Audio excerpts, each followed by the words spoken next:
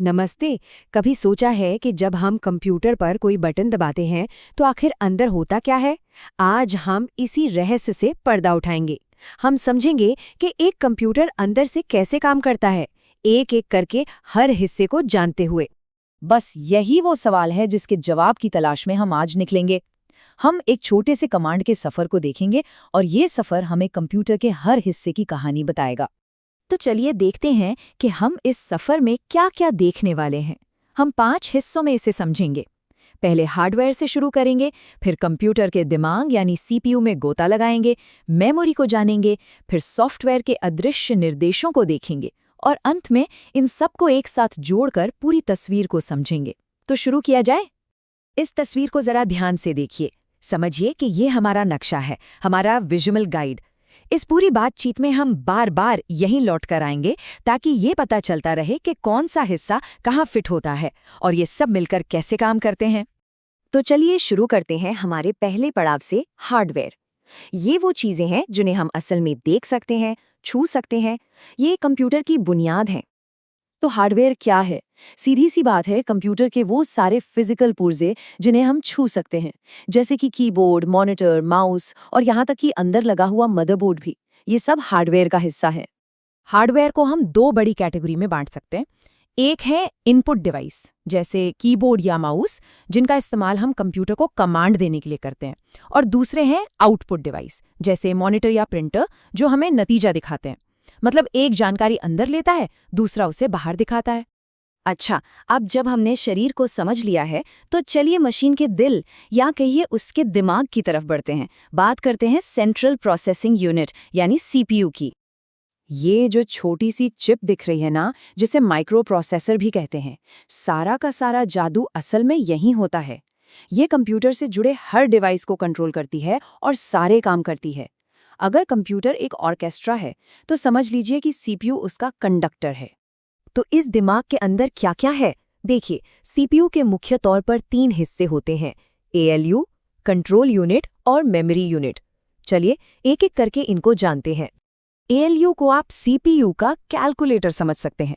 जब भी कोई हिसाब किताब करना हो, जैसे 2 और 2 को जोड़ना, या ये तय करना हो कि कौन सी चीज़ बड़ी है और कौन सी छोटी, वो सारा काम एएलयू ही करता है। और कंट्रोल यूनिट, अरे ये तो पूरे सिस्टम का ट्रैफिक पुलिस वाला है। इसका काम है ये देखना कि डेटा कहाँ से आएगा, कहाँ जाएगा और कौन सा निर्देश कब पूरा होगा। मतलब पूरे ट्रैफिक को यही कंट्रोल करता है। सीपीयू के बाद अगला जरूरी हिस्सा है मेमोरी, और इसको समझने के लिए एक बहुत ही आसान सा उदाहरण लेते हैं, जिससे ये बात बिल्कुल साफ हो जाएगी। मेमोरी मोटे तौर पर 2 तरह की होती है। एक है प्राइमरी मेमोरी यानी रैम। इसे आप कंप्यूटर का डेस्क समझिए, जिस पर वो फिलहाल काम कर रहा है। ये टेम्परेरी होता है, बिजली गई तो डेस्क साफ। दूसरी तरफ है सेकेंडरी मेमोरी। ये आपकी लाइब्रेरी या फाइल कैबिनेट की तरह है, जहां जानकारी हमेशा के लिए सेव रहती है। रैम को समझने का ये एक और बड़ा अच्छा तरीका है। सोचिए, ये एक ब्लैक बोर्ड की तरह है, जिस पर लगातार कुछ लिखा जाता है और फिर उसे मिटाकर कुछ नया लिख दिया जाता है। अच्छा, एक और खास तरह की मेमोरी होती है, रॉम यानी रीड ओनली मेमोरी। इसमें वो पक्के वाले निर्देश होते हैं जो कंप्यूटर को बताते हैं कि भाई स्टार्ट कैसे होना है। जब हम पावर बटन दबाते हैं तो इसी के निर्देशों पर कंप्यूटर बूट होता है। इसके बिना कंप्यूटर को पता ही नहीं चलेगा कि शुरू कैसे होना है। अभी तक हमने बात की फिजिकल चीजों की, मतलब कंप्यूटर के शरीर की। अब बात करते हैं उन अदृश्य निर्देशों की जो इस शरीर में जान डालते हैं, यानी कि सॉफ्टवेयर की, जो कंप्यूटर की आत्मा है। सॉफ्टवेयर भी 2 तरह के होते हैं। एक है सिस्टम सॉफ्टवेयर, जैसे विंडोज या मैक ओएस। ये वो नींव है जिस पर पूरा कंप्यूटर चलता है।